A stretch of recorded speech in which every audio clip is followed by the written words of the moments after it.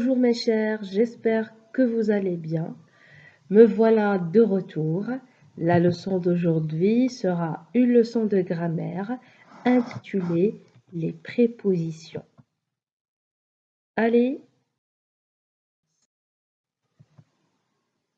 j'observe et je découvre.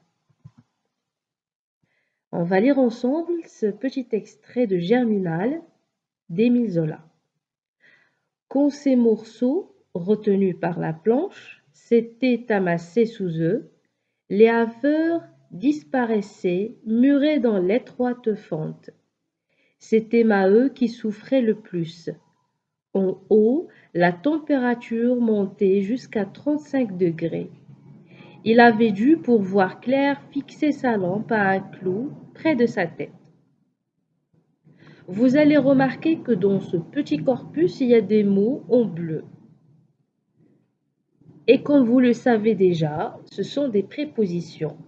Mais ces mots en bleu sont-ils variables ou invariables? La deuxième question qu'on va poser, est-ce que ces mots peuvent-ils être supprimés? Et la troisième, quel est le sens de ces mots?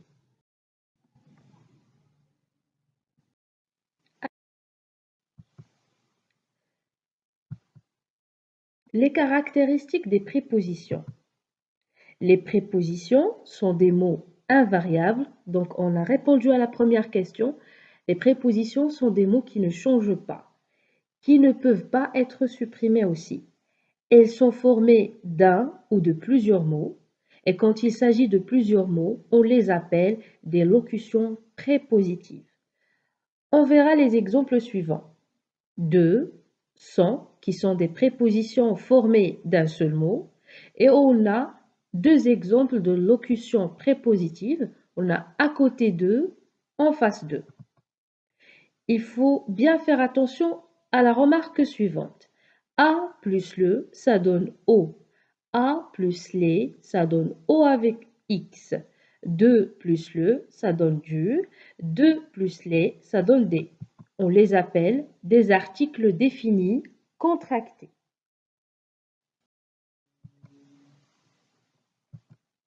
Rôle des prépositions. Les prépositions servent à mettre en relation un mot ou un groupe de mots avec un autre élément de la phrase. Regardez l'exemple suivant. Il creusait à coups de rivelaine. Donc, on a il creusait qui est mis en relation avec de rivelaine par la préposition à coup. Et cette préposition-là se compose de plusieurs mots, comme vous l'avez remarqué, donc on l'appelle locution prépositive. La phrase suivante, il pratiquait des entailles dans la couche. Donc on a relié il pratiquait des entailles à la couche par la préposition de. Donc le rôle principal des prépositions, c'est mettre en relation un mot ou bien un groupe de mots avec un autre élément de la phrase ou bien le reste de la phrase. Passons maintenant à plus de détails concernant le rôle. Les prépositions forment un groupe prépositionnel qui peut être relié. Donc, soit à un verbe, comme dans l'exemple suivant, il tapait à grands coups sourds. Donc, vous allez remarquer que la première partie est reliée à la deuxième par la préposition à, et ici, il s'agit bien d'un verbe. Il tapait. Elle peut être aussi reliée à un adjectif. Un travail difficile à effectuer. Ou bien à un nom. Exemple, le lit de bois. Elle peut être reliée aussi à un pronom. Exemple, chacun des mineurs était dans ce cas.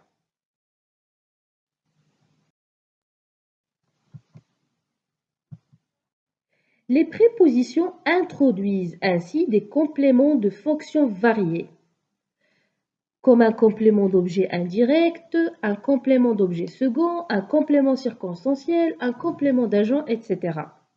Donc, Regardez et observez bien les exemples suivants. Un coin de fer. Donc, on a déjà la préposition qui relie un nom au reste de la phrase. Ce nom, c'est un coin. Et il introduit un complément qui est ici un complément de nom.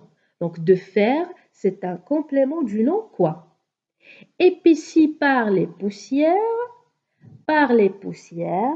c'est un complément d'agent. Aucun d'eux ne parlait. Ici, c'est un complément du pronom aucun. Il faut bien faire attention aussi à la remarque suivante. Il ne faut pas confondre entre préposition et adverbe. Et on verra la différence. Contrairement aux adverbes, les prépositions sont toujours suivies d'un complément. Exemple, ils avaient chaud en haut. Ici, en haut n'est pas suivi d'un complément. Du coup, il ne s'agit pas de préposition, mais en haut ici joue la fonction d'un adverbe. Regardons l'exemple suivant. En haut de la galerie, il faisait chaud. Si vous voyez bien, en haut ici est suivi d'un complément. Donc, c'est une préposition. Sens des prépositions. Certaines prépositions n'ont qu'un seul sens, alors que d'autres peuvent avoir des sens multiples dépendant du contexte. Exemple, il travaille avec difficulté. Ici, avec exprime la manière. Donc, la manière avec laquelle il travaille, c'est vraiment une grande difficulté. Il travaille avec un coin de fer. Ici, avec exprime le moyen. Et puis, il travaille avec d'autres mineurs. Ici, avec exprime l'accompagnement avec qui il travaille.